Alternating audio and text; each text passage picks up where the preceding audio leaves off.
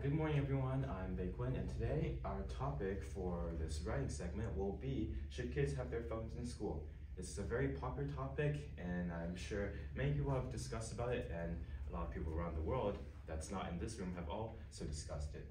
So before we begin, we get all our resources from New York Times for Kids and Times for Kids. So let's have some discussion questions so that everybody knows what we're talking about. Let's begin.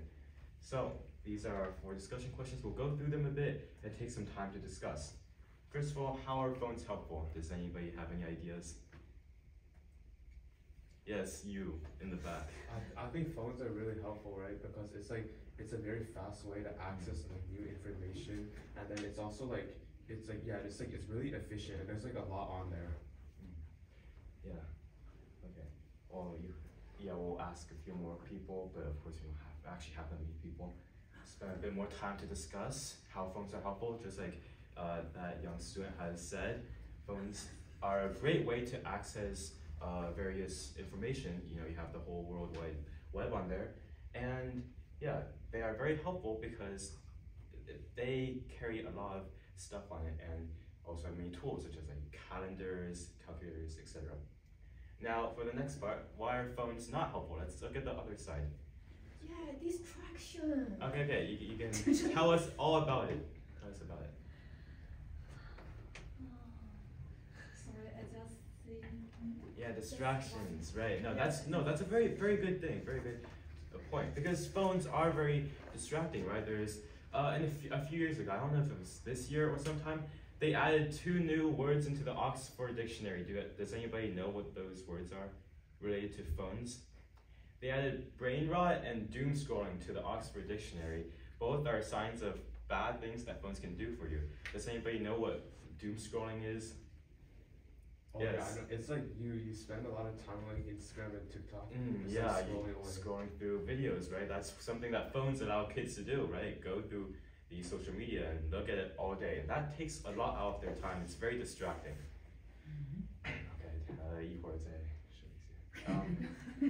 All right, next, what age do you think a kid should get their cell phones, right? Because a lot of young kids have phones nowadays, and of course, the topics we just mentioned, for example, brain rot and doom scrolling, they're not good for kids, right?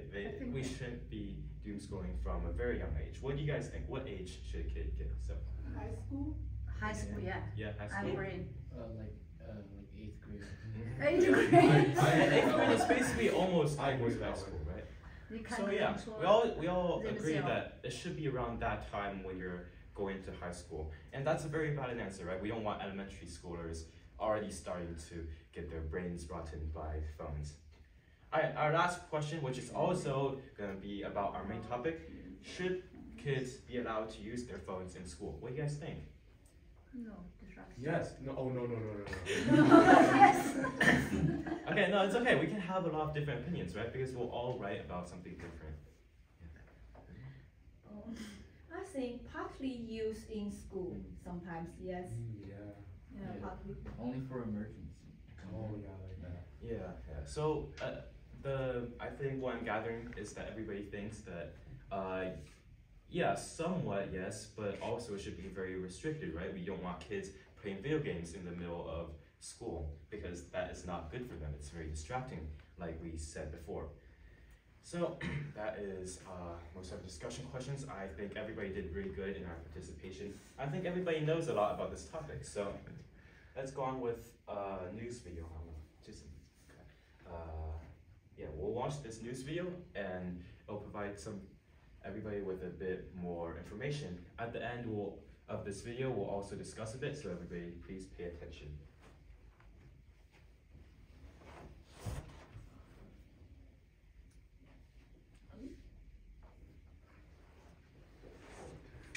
It's an ad, it's an ad. Bachelor's degree in education. You are eligible to apply in just 1 year. Can't skip the ad. You can skip into a new career in wages dynamic technology. Join our community. Can't skip the ad. Of diverse career changes. Okay, I'll watch the ad. Watch that. At SeattleU.edu/pivot. A deal has been reached on the new $254 billion New York State budget. The tentative agreement includes a focus on public safety and a ban on student cell phones in schools. Christina Fan joins us live from Governor Hochul's Midtown office. Christina? Chris and Mary, good morning. The governor's budget is almost a month late, but it does contain most of the big ticket items she views as her priorities. On that list is a proposal to ban cell phones in all public schools. The distraction-free policy would take effect next school year and would make New York the largest state in the country with a bell-to-bell ban. Governor Hochul said the plan will help protect children from addictive technology and improve their mental health. This year's $254 billion budget fulfills two other key promises that the governor made to voters: increasing public safety and improving affordability. The tentative agreement made with state lawmakers also includes an increase to the child tax credit, a change in discovery laws, lowering the standard for involuntary commitment of mentally ill people, and a new penalty for wearing a mask while committing a crime. It will now be a misdemeanor to hide your identity when committing a felony or fleeing the crime scene of a felony. The budget deal will now go before the full state legislature for a vote in the coming days. Reporting live from Midtown, Christina Fan, CBS News, New York. Hi, Christina, thank. Yep. One sec.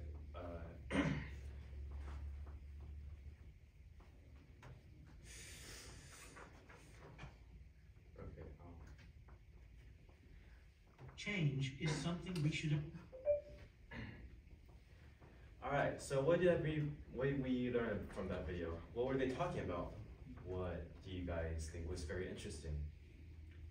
Of course, we know that it's mostly about phones, but what exactly are they doing? Why is it on the news? Anybody have any ideas? 不能用中文说吗？你说吧。不该回答问题的学生。那他要求整个学校从 K 到12全部都全面的这个禁止，是吗？ Yeah, they said, for example, a bell-to-bell ban, right, from the start. I'm pretty sure that means from the start to end of every class. Maybe it's like from the start to end of the entire day. Basically, you don't get to use your phones at all, I guess. But that means, I guess, you get to bring them, you know, when you go to school and when you leave school, but you don't get to like use it at all. 他们现在高中可以笨了嘛，就是在学校，手机是放到那个。Yeah. Now I think in North Shore is also like sort of planning on doing it. I think that was mentioned last semester that they did plan at some point to be like, oh, you place your phone somewhere at the start of first period, and then at the end of the day you take it out and you go home. But I don't think that's been put in place because, you know, I didn't do it, nobody did it. But I don't think that actually happened, but there were people saying that it could have happened. Yeah. All right, now we can hand out the files. I have, yeah, thank you. I have some materials for you guys to read. Okay, but in the actual class, we'll give them about 10 minutes to read these. You guys don't actually have to read them, but yeah. In the actual class, we'll have about like 10 to 15 minutes to read through these. Because of varying age ranges, because some kids might be a bit younger and might not understand them, they also have their computers. So if they think this material is too hard to read, they can't comprehend it, they can find their own, or maybe I can find some for them next time. But yeah, this is basically like our default package. So then we'll spend about 15 minutes reading, and everybody will try to learn something, and then we'll come back to discuss again. If you guys want to participate in the discussion, we can spend maybe 1 minute, just skim over it and find something interesting. We'll spend like 1 minute doing that. In the actual class, we'll probably spend longer so the kids will understand.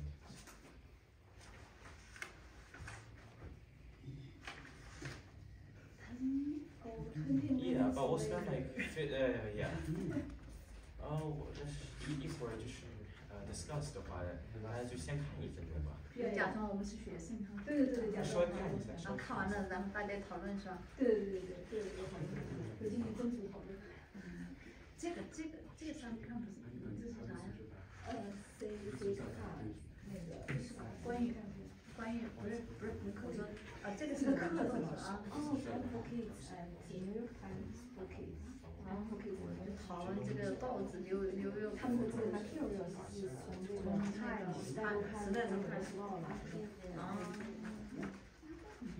资料是从这里面属于兰桂奖，属于对兰桂奖对，这个是北昆的专场。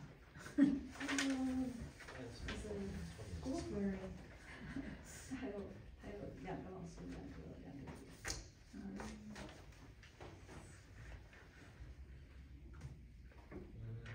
We can continue now, I guess. Has everybody just like you don't need to read that much, just like get a basic idea because I will have a discussion later if you guys want to contribute a bit. That would be much appreciated.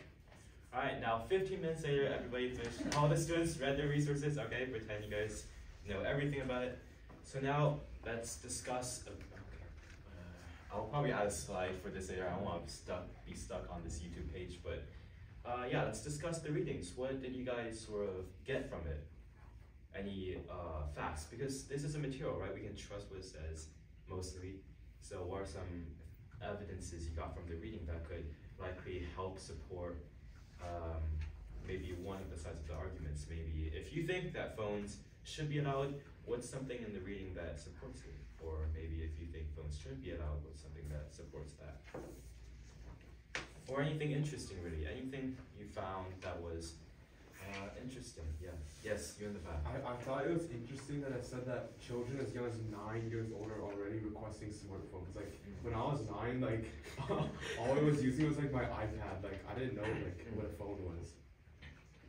Yeah, that is very interesting, and I think we can relate that back to the topic we discussed earlier, right? What age should kids have cell phones? We all agree that it should be around 8th to 9th grade, but yeah, that's very shocking, right? Some 9-year-olds are asking for phones. Imagine a 9-year-old scrolling. That would not be a good sight. Anybody else find anything interesting?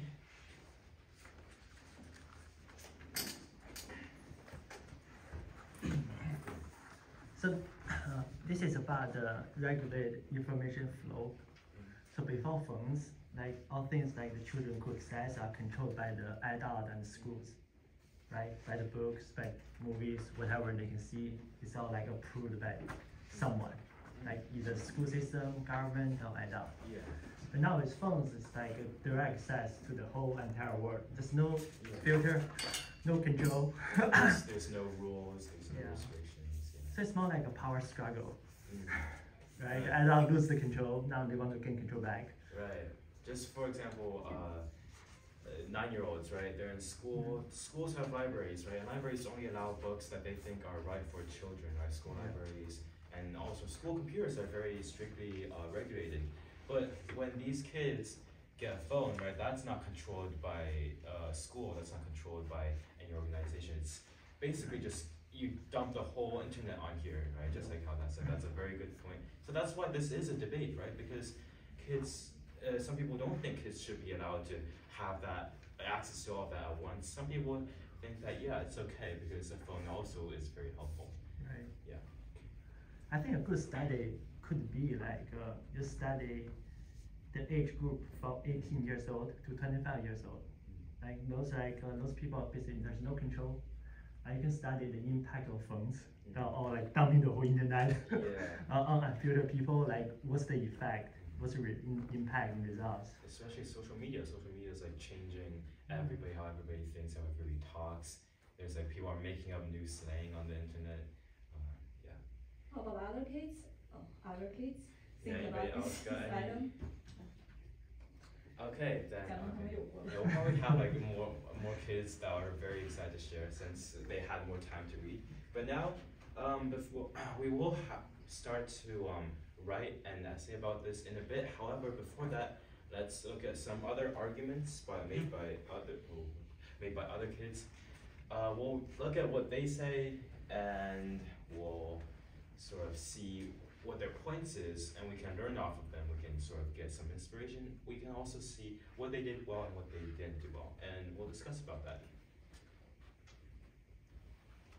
So firstly, this person, he's 10 years old. He's 10 years old. He says that although bringing a phone to school might distract you, it has advantages such as providing easy access to communication with your parents when you're walking to school alone. And he also makes a point that phones are like mini computers. They can help you access things that can answer your questions, like Google, right? You can use Google on your phones. But of course, he also says that you can't use a phone during certain times, such as taking a test or specific times designated for standard reading. His point is that phones should definitely be allowed, but there should be strict regulation over it. So what do you guys think? Do you guys agree with him? Do you guys disagree with him? If you guys disagree with him, please raise your hand. I'm pretty sure everybody agrees with him then. But however, just because we agree with him doesn't mean that his point is completely perfect, right? Of course, they all have good points, but they have pros and cons. We're gonna look at what you guys think he said well and what you guys think he could improve on. What do you guys think is somewhere that his point really, well, sort of resonates with you? What do you guys think he did really well on making his point? I think when he said the part where it said phones are like mini computers, because like we need to use computers in school anyway, right? So it's like why not be allowed to like use them? Yeah, he makes a very short point about that, and I guess that sort of connects to his already existing environment, right? You have computers at school, and phones are similar in that aspect. Okay, what do you guys think that he could have improved on? What do you think he could have improved on to make his point even stronger? Or maybe it was some part that's unnecessary.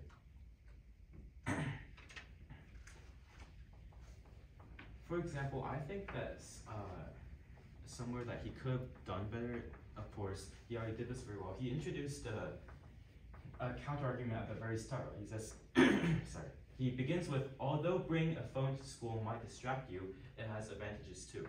So instead of starting with his own point, he starts with a point that he doesn't, well, no, he does agree with. He starts with a counter-claim. I think that he should have left that for later, and he should have reinforced his own point at the very beginning. Next, let's look at another one. Olivia Ray's. Her point is that children should have phones in school because they are a great tool. She says that phones contain many useful things such as calendars, calculators, etc. Also, with a phone, you can make phone calls, 911 with their parents, and etc. More importantly, there's also, she says most important, parents are able to locate their child by tracking the location of their phones. So her point is mostly about that phones can be very useful tools. Now, do you guys agree with her point? Do you guys think she makes a very valid point? It doesn't, I'm pretty sure all of these kids have points that make sense, right? But some of them may resonate less. Now, let's see. What do you guys think that is something that she did very well in making her point? What do you guys think she did good? I mean, she speaks to the utility aspect of phone.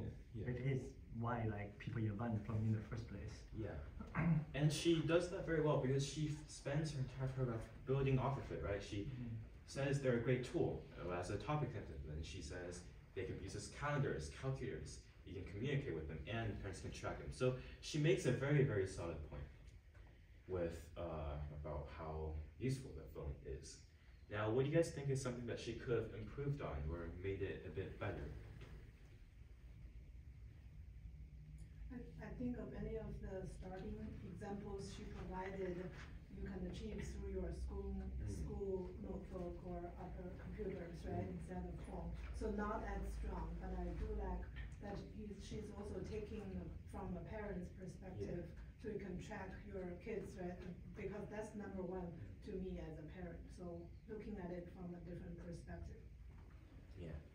I also had that thought when I was reading. I was like, phones can be used as calendars. I had a question, why would you start with a calendar? Because at basically every classroom, I'm pretty sure, maybe not every, but a lot of classrooms I've been in, they all have their own calendars because teachers use them to track things as well. So starting off the calendar might seem a bit off. Also, in math class, if they need calculators, usually the teachers have calculators because not all kids have phones, right?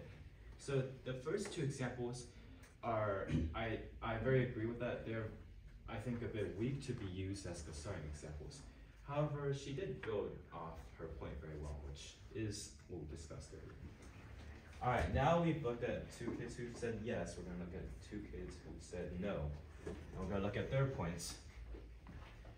So, the first one says, I don't think smartphones should be used in school because, well, she starts to take on this perspective because she's taking it as like a society view. We are at the point where people want to text instead of talking to one another. People say we could use phones for emergencies, but if that's the case, we could just use flip phones to contact our parents or guardians. And then she says, basically what she's saying is that smartphones aren't good for you and you don't need them.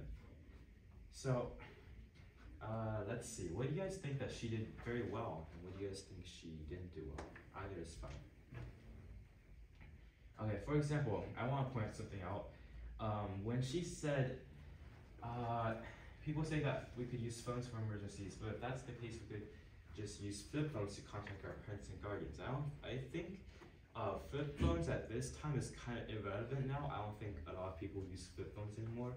And I mean, that is a good point, right? You could do that, but a lot of kids might not even know what a flip phone is anymore. So this is like the type of point that sort of loses its effect as time moves on.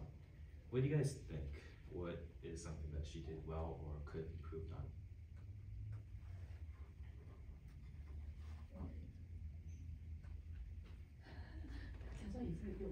Okay, we'll pretend that someone answered.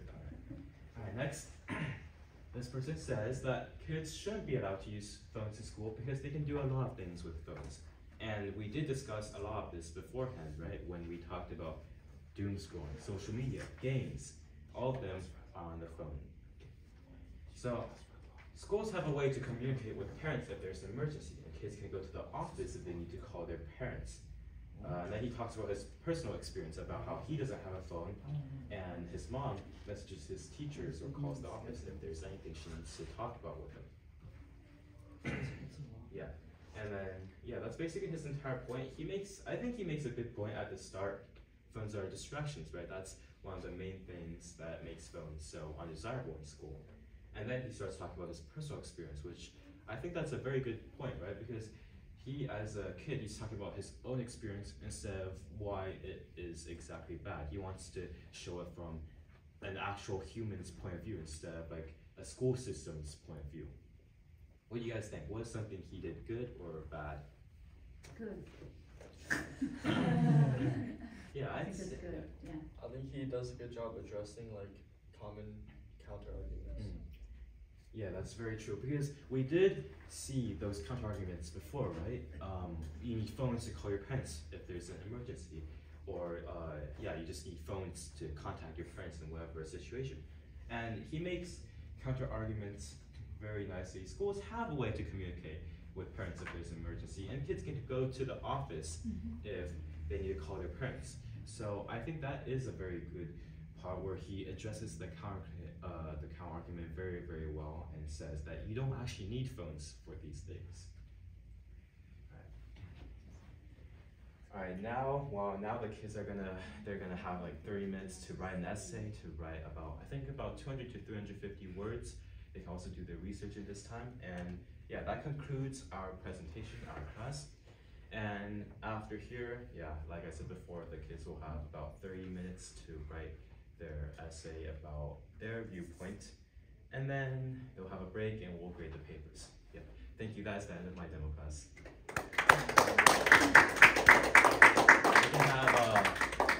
We can have maybe 5 minutes for questions, right? 5 minutes, 1 or 2 questions if you guys have any. 我可以用中文说吗？我觉得那个阅读的难度有一点大，是以后都会选这么难的课吗？四年级的小孩能不能看懂呢？你确实会有点大，所以我到时候肯定会再找一些简单一些的，但当然不能用刚才那些的吧，因为那些，但是我确实会找，如果太大，而且他们小朋友们要是觉得实在不行的话，他们也可以就是不想读这些，他们也可以自己找一些，反正就是我当然也会给他们找个简单一点的版本，或者是一个简单一点的一个 article。因为确实，我之前看了那个，确实，比如说4年级小孩可能看不太懂的。OK。但是对，要是他们看不太懂的话，我会给他们一个简单一点的，或者是呢，他们实在还是看不懂的话，其实也可以，我可以帮他们现场找。OK， 好，谢谢。我觉得北昆在可能声音要大一点哈，就是比如说小孩子们要有那种气场或那种氛围，对吧？要不然他们说着说着就有点打瞌睡了。我是觉得需要这个气场就是要足一点，我不知道你听那种气场的意思，知道是吧？对，声音大一点，对。这个我帮你补充一下，我们是有这种带着学生的外麦克风的，如果你需要的话可以带着麦克风，然后来放个大喇叭。对，没有。对，带麦克风比较好。I think you did a very good job. Just one area maybe for improvement, because it's a mini lesson. Maybe you try to save time, but you can wait till the kids. Maybe give them a little bit time to think before you chime in, right? So or have them read the material instead of you explaining. Yeah, like. Yes, like this. Yeah. Okay. Maybe I'll print these out for them as well, and we can hand them out once we get to this part, so they can read on their own while we're discussing. Or if you want to engage them, you can let them choose a side, right? And then one side read one. Yeah, because this on the screen, I think the text is a bit small. I do have to tell them everything. So I do. Maybe then we can print these out for them, and they can read it on their own. Okay. Just a suggestion for this part, it's similar to what she said. Once you print them out, you can have them kind of try to synthesize what their main idea is and what's their main pieces of evidence that they use. So that skill is really important. So we're gonna take some time for them to read it. Or maybe I can just I could fuse this one into when they're reading the other resource. The packet, and they can read both, and then we'll get to this one. 你们到时候会分组讨论吗？比如说孩子们会是吧？那讨论的话就会分一下，因为确实有一些孩子可能讨论不到一起去。对，因为不分组讨论，有些孩子他不愿意发言的，对吧？他就觉得很 boring。好，其他问题的话可以最后问，现在我们得到下一个。